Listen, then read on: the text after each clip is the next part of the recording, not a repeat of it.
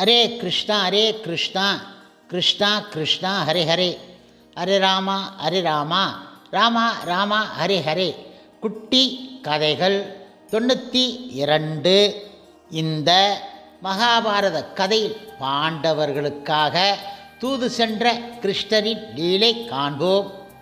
முன்பு ஒரு சமயம் கௌரவர்கள் மற்றும் துரியோதனன் சார்பாக ஒப்பிளையாவிற்கு வந்த சஞ்சயன் திரும்பி போன பிறகு ஆங்கு குழுமி இருந்தவர்களுக்கு இடையில் மறுபடியும் மந்திர ஆலோசனை நிகழ்ந்தது. கௌரவர்கள் அபகரித்து கொண்ட ராஜ்யத்தின் எந்த ஒரு பகுதியையும் அவர்கள் திருப்பி தர போவது கிடையாது என தர்மராஜனாகிய யுதிஷ்டிரன் எடுத்து உரைத்தார். இப்படிப்பட்ட இந்த நெருக்கடியில் முழுமுதற் கடவுள் மற்றும் பரம புருஷ பகவான் ஸ்ரீ கிருஷ்ணருடைய அபிப்பிராயத்தை அவன் நாடி நின்றான்.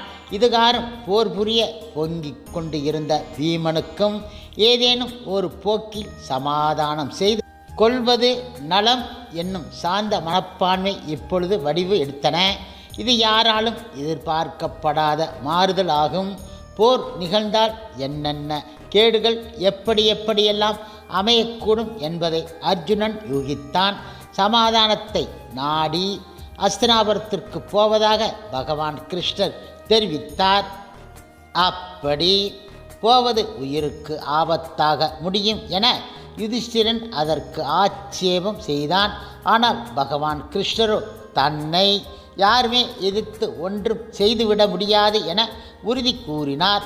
இந்த தருணத்தில் திரௌபதி அங்கு நின்று கொண்டு தேம்பி அழுதாள்.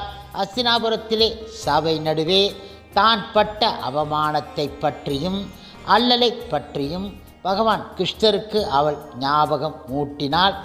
பரிதாபகரமான அந்த காட்சியை பார்த்த பகவான் கிருஷ்ணரே சிறிது மனம் குழம்பி போய்விட்டார். அவர் கூறியதாவது, சமாதானத்தை நாடி நான் போகின்றேன். ஆனால் துரியோதன் அதற்கு சம்மதம் கொடுக்க மாட்டான். போராட்டத்தில்தான் அவன் நம்மை இணைத்து வைக்கப் போகின்றான். அதன் விளைவாக உனக்கு நிகழ்ந்த மான பங்கத்திற்கு பொருத்தமான ஈடு வந்து அமையப் போகிறது. இந்த பேச்சை கேட்ட திரௌபதி ஓரளவு மன ஆறுதல் அடைந்து விட்டாள். இப்பொழுது சாத்தியகியை தன்னோடு அழைத்து கொண்டு பகவான் கிருஷ்ணர் அஸ்தினாபுரத்திற்கு புறப்பட்டு போனார். அவருடைய வருகையை பற்றி கேள்விப்பட்ட திருராச மன்னன் அவருக்கு ஏற்ற மேன்மைமிக்க வரவேற்பை அஸ்தினாபுரத்தில் அமைக்க வேண்டுமென ஆணையிட்டான். வருபவருடைய மேன்மையை பாராட்டும் விதத்திலே துரியோதனன் ஆங்கு ராஜரீதியான கொட்டகைகளையும் வரவேற்பு பந்தல்களையும் அமைத்து வைத்தான். ஆனால் பகவான் கிருஷ்ணரோ அந்த ஆடம்பர ஏற்பாடுகளை கவனிக்காது தனது போக்கில் பயணம் போனார். அத்தகைய ஆடம்பரங்களுக்கு பகவான் கிருஷ்ணர் கட்டுப்பட மாட்டார் என துரியோதனிடம் விதுரர் எடுத்து விளக்கினார். பாண்டவர்களுக்கு செய்துள்ள பாதகங்களுக்கு நிவர்த்தி தேடுவதே பகவான் கிருஷ்ணருடைய வருகையின் நோக்கமாக இருந்தன. அதை புறக்கணித்துவிட்டு பண்ணுகின்ற பகட்டுகள் அவனை திருப்திப்படுத்த மாட்டாது என கூறினார் விதுரர். பகவான் கிருஷ்ணரை பிடித்து கைதியாக அடைத்து வைத்து விடலாம் என துரியோதனன் சதி ஆலோசனை நினைத்தான். ஆனால் முதியோர்கள் அதற்கு சம்மதம் கொடுக்கவில்லை. சமாதானம் பேச வருகிறவனை அப்பாங்கில் கையாளுதல் முற்றிலும் பொருத்தமற்றதாகும் என்பது அந்த பெரியோர்களுடைய கருத்து ஆகும். பகவான் கிருஷ்ணர் அஸ்தினாபுரத்தை வந்து அடைந்த பொழுது பொதுமக்கள் அவனுக்கு குதூகலமான வரவேற்பை நல்கினார்கள். வந்தவர் முதலில் நேரே திருராச மன்னனுடைய மாளிகைக்கு போய் அவனுக்கு வணக்கம் செலுத்தினார். அடுத்தபடியாக அவர் விதுரருடைய வீட்டுக்கு சென்று விட்டார். ஆங்கு வசித்து வந்த குந்தி தேவி பகவான் கிருஷ்ணரை தாரையாக கண்ணீர் சிந்தி வரவேற்றாள். வனவாசத்தில் தன் புதல்வர்கள் அனுபவித்த கஷ்டத்தையே அவள் கண்ணீர் சிந்துவதற்கு காரணம் ஆயின. அவளுடைய புதல்வர்களுக்கு விரைவில் நல்ல காலம் வரும் என மொழிந்து பகவான் கிருஷ்ணர் அவளுக்கு ஆறுதல் அளித்தார். அடுத்தபடியாக அவர் துரியோதனனை போய் பார்த்து அவனுடைய குசல பிரச்சனை விசாரித்தார்.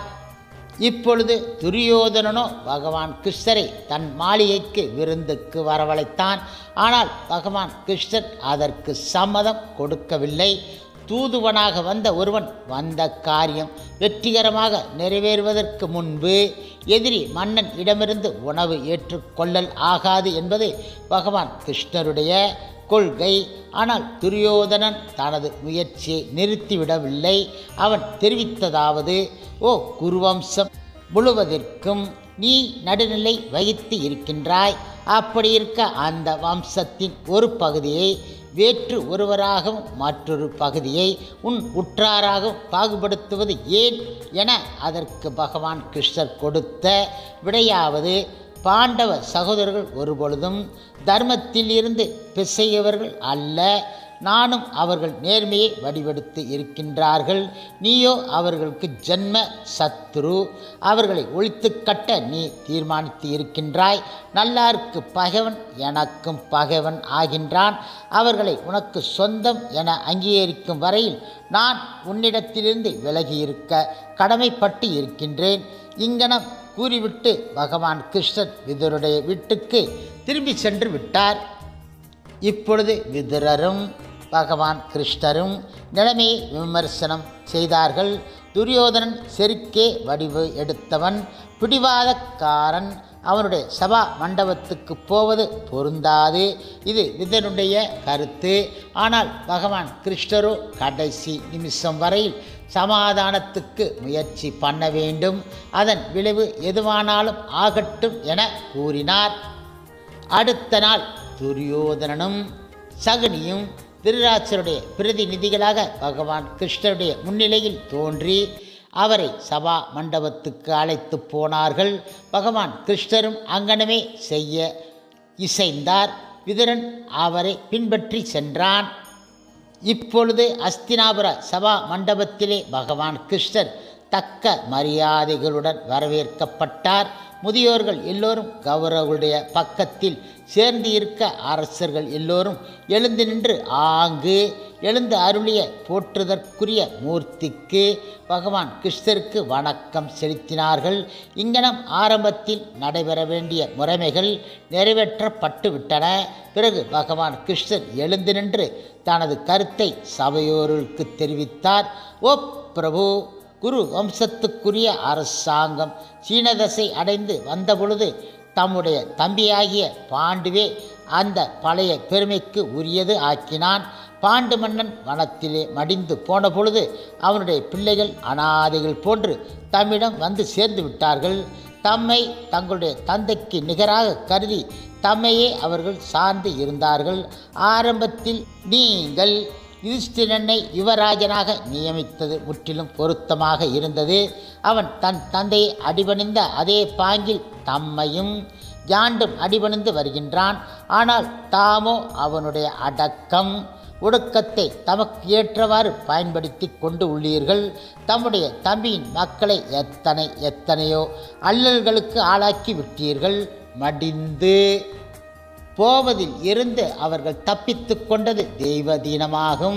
தம்முடைய மைந்தன் துரியோதனன் வேண்டுமென்றே அவர்களை பல ஆபத்துக்களுக்கு ஆளாக்கிவிட்டான். அந்த ஆபத்துக்களில் இருந்து எல்லாம் அவர்கள் தப்பித்து கொண்டதும் தெய்வதீனமாகும். தம்முடைய தனையனுடைய பாவம் நிறைந்த அதர்ம திட்டங்களுக்கு தாம் ஒரு விதத்தில் உடந்தையாகவே இருந்து வந்து இருக்கின்றீர்கள். அத்தகைய அடாத பாவச் செயல்களை மன்னிக்கவும் மறந்துவிடவும் யுதிஷ்டிரன் ஆயத்தமாக இருக்கின்றான். யாண்டும் தம்மை அடிபணிந்து நடந்து கொள்ளும் மைந்தனாகவே இருக்க அவன் ஆயத்தமாக இருக்கின்றான். அப்பொழுது அமைத்து வைத்த நிபந்தனையின்படி அவன் தானாகவே சம்பாதித்து கொண்ட ராஜ்யத்தை அவனுக்கு திருப்பி தந்துவிட வேண்டும் என்பது ஒன்றே அவனுடைய வேண்டுதலாகும் என்றார் பகவான் கிருஷ்ணர். இப்பொழுது திருதராஷ்டிரன் தன்னுடைய நிலைமையை பற்றி கூறியதாவது, ஓ, இது ஒரு ஓயாத குடும்ப தகராறு. ஆயினும் இது விரைவில் அமைதியாகவும் பெருந்தன்மையாகவும் முடிவுக்கு வர வேண்டும் என்பதே என் அவா. ஆனால் எனது மகன் துரியோதனன் என் சொல்படி கேட்க மாட்டான் என்கின்றான். அவன் கர்ணனோடும் சகுனியோடும் சேர்ந்து கொண்டு தனது போக்கில் விபரீதமாக நடந்து கொள்கின்றான். ஓ கிருஷ்ணா, தயவு செய்து நீதான் அவனை நல் வழியில் நடத்த வேண்டும் என்றான் அவன். இதனை கேட்ட பகவான் கிருஷ்ணர் துரியோதனன் இடம் பேரன்போடு கூறியதாவது: ஓ துரியோதனா, நீ ராஜ குடும்பத்தில் பிறந்தவன். அதற்கு ஏற்றவாறு பெருந்தன்மையோடு நீ நடந்து கொள்வது உசிதம். கீழ்நிலை இருப்பவன் ஒருவன் கடைப்பிடிக்கின்ற சிறுநெறி உனக்கு ஒருபொழுதும் ஒவ்வாது. நீசனாக பிறந்து இருப்பவனே பேராசை பிடித்தவன் ஆகின்றான். மற்றும் தயாள குணம் படைத்து இருப்பது மன்னனாக பிறந்தவனுடைய பாங்கு ஆகின்றது. நீ முற்றிலும் மன்னனுடைய மாட்சிமை படைத்தவனாக இருப்பாயாக. பெற்றோருக்கு அடிபணிவதன் வாயிலாகவும் அற நெறியில் நிலைத்திருக்கின்ற தயாதிகளோடு நல் இணக்கம் பூணுவதன் வாயிலாகவும் உன்னுடைய வல்லமையையும் மகிமையும் நீ வளர்த்து கொள்வாயாக. இதற்கு நேர்மாறாக நீ யுத்தத்தில் இறங்குவாயானால் அதன் விளைவாக குருவம்சம் முழுவதும் அழிந்து பட்டு போகும். வேறு பல அரச குடும்பங்களும் அழிந்து பட்டு போகும் என்றார் அவர். பகவான் கிருஷ்ணர் கொடுத்த அரிதிலும் அரிதாகிய புத்தி மதியையும் பீஷ்மரும் துரோணரும் முற்றிலும் ஆமோதித்தார்கள். தயாள குணம் படைத்தவனாக துரியோதனன் இருக்க வேண்டும் என அவன் இடத்து அன்போடு அவர்கள் எடுத்து உரைத்தார்கள். விபத்தை விளக்குவதற்கு பாண்டவர்களோடு சமாதானம் பண்ணிக்கொள்வது ஒன்றே உற்ற உபாயம். அடுத்தபடியாக இதே விதத்தில் விதுரனும் துரியோதனன் இடம் முறையாக வேண்டிக் கொண்டான். துரியோதனுடைய தந்தையும் தாயும் பிடிவாதம் பிடித்தவனாக இருக்க வேண்டாமென அவனிடம் மிக மிக கெஞ்சி கேட்டு கொண்டார்கள்.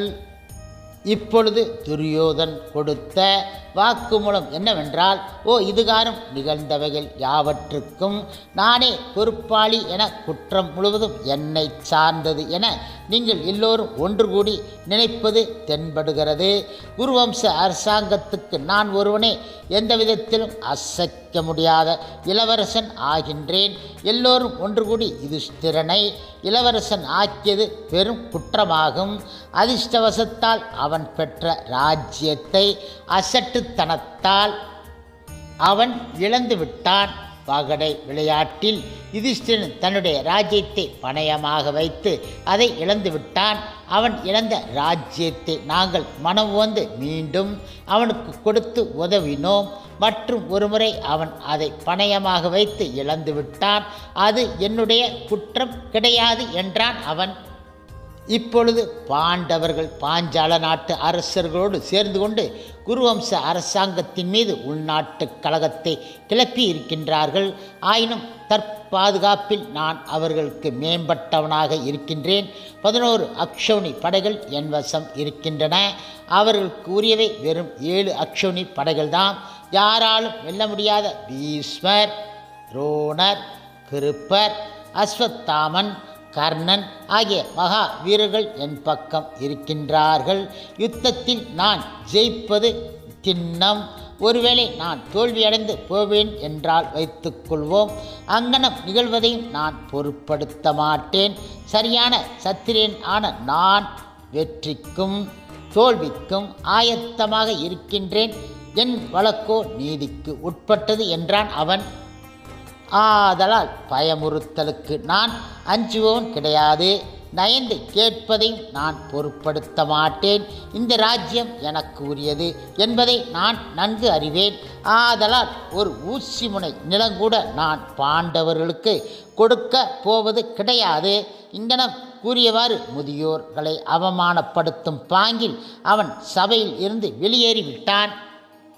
அடுத்தபடியாக பகவான் கிருஷ்ணரை கைதியாக பிடித்து அடைத்து வைக்க துரியோதனன் சதி ஆலோசனை பண்ணினான். அந்த செய்தி எப்படியோ சபையோர்களுடைய காதுக்கு எட்டியது. அதை கேட்ட அவர்கள் பரபரப்பு மிக அடைந்தார்கள். ஆனால் பகவான் கிருஷ்ணருக்கோ இந்த நிகழ்ச்சிகள் யாவும் வியப்புக்கு உரியவையாக தென்பட்டன. அவன் தன்னுடைய விஸ்வரூபத்தை எடுத்து விளக்கினான். அதனை பார்த்த சதி ஆலோசனைக்காரர்கள் திக்கு முக்கு ஆடிப்போய்விட்டார்கள். தென்பட்ட அனைவருமே பகவான் கிருஷ்ணர் மயமாக காட்சி கொடுத்தார்கள். யாரை பிடித்து எங்கே எப்படி கட்டி வைப்பது என்பது அவர்களுக்கு விளங்கவில்லை.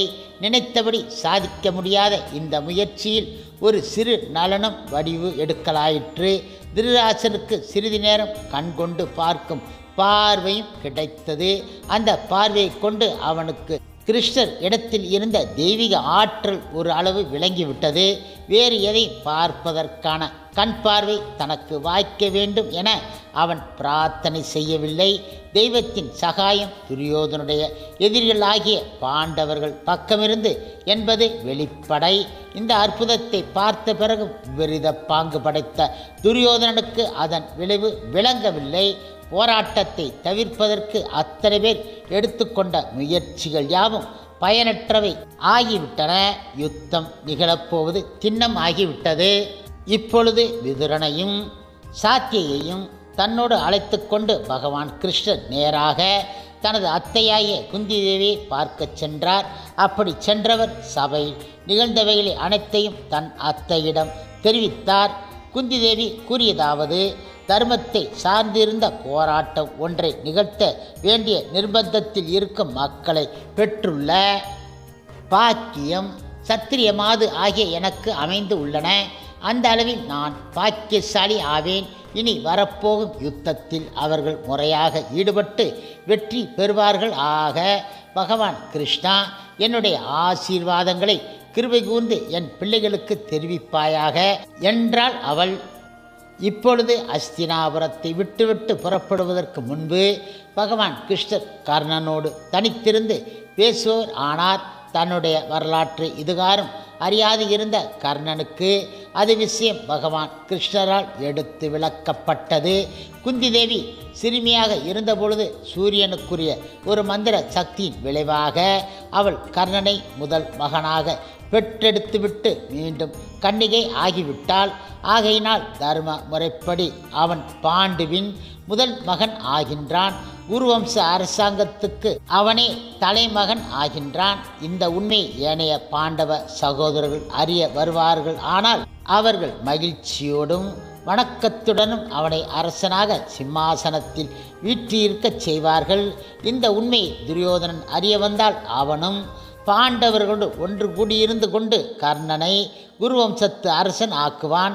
அதன் விளைவாக இப்பொழுது உருவெடுத்து இருக்கும் வரும் பயங்கரமான யுத்தமும் தடுக்கப்படும். மகிழ்ச்சிக்குரிய இந்த விளைவுகள் யாவும் கர்ணனுடைய கைவசத்தில் இருக்கின்றன. இங்கனம் பகவான் கிருஷ்ணர் விளக்கியதை கர்ணன் முற்றிலும் நம்பல் ஆனான். ஆயினும் 3 முக்கியமான காரணங்களை முன்னிட்டு கர்ணன் கூறினான். அவன் தன்னை பற்றிய உண்மை வரலாற்றை வெளிப்படுத்தல் ஆகாது என வேண்டிக் கொண்டான். முதலாவதாக அவனை வளர்த்து வந்த அதிரதனும் ராதையும் கர்ணனை தங்கள் செல்வன் என கருதும் நினைப்பில் ஊறி திருப்தி அடைந்து இருக்க வேண்டும். அதற்கு இடைஞ்சல் வரக்கூடாது. இரண்டாவதாக எந்த காரணத்தை முன்னிட்டும் தனக்கும் துரியோதனுக்கும் இடையில் உள்ள நட்பு வேறு போக்கில் மாறி அமையல் கூடாது என்றான் அவன். மூன்றாவதாக பாண்டவராய அர்ஜுனனை கொல்லுவதாக அவன் பிரத்திக்கை பண்ணி இருக்கின்றான். அந்த பிரத்திக்கை இப்பொழுது மாற்றி அமைக்க அவன் ஆயத்தமாக இருக்கவில்லை. ஆதலால் யுத்தம் முடியும் வரையில் கர்ணனை பற்றியும் மர்மத்தை இரகசியமாக வைத்திருக்க வேண்டுமென அவன் பகவான் கிருஷ்ணரை வற்புறுத்தி வேண்டிக் கொண்டான். கர்ணனுடைய சுயநல பற்றற்ற பாங்கையும் ஆண்மையும் பகவான் கிருஷ்ணர் பெரிதும் பாராட்டி சென்று விட்டார். சில நாட்களுக்கு பிறகு பகவான் கிருஷ்ணரால் தூண்டப்பெற்று குந்தி தேவி கர்ணனை தனியாக சந்தித்து அவன் அவளுக்கு என்ன பாங்கில் மைந்தன் ஆனான் என்னும் உண்மையை விளக்கினாள்.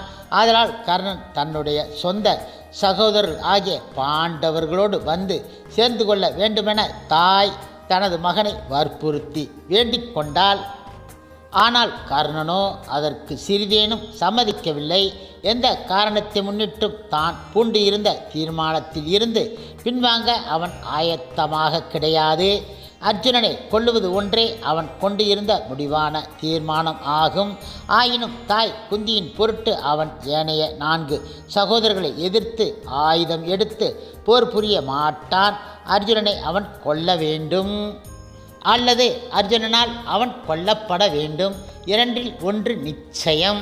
யுத்தத்திற்கு பிறகு அவன் உயிர் பிழைத்து இருந்தால் அவனை தனது தலைமகன் என குந்தி பகிரங்கமாக பிரகடனம் பண்ணலாம். அப்படி அல்லாது யுத்தத்தில் அவன் மடிந்துபட்டு போனால் போர்க்களத்தில் அவன் தலையெடுத்து தன் மடி மீது வைத்து கொண்டு அவனுடைய சாவை குறித்து அவள் காதறி அழுது அவனை இன்னான் என உலகுக்கு அறிமுகப்படுத்த வேண்டும்.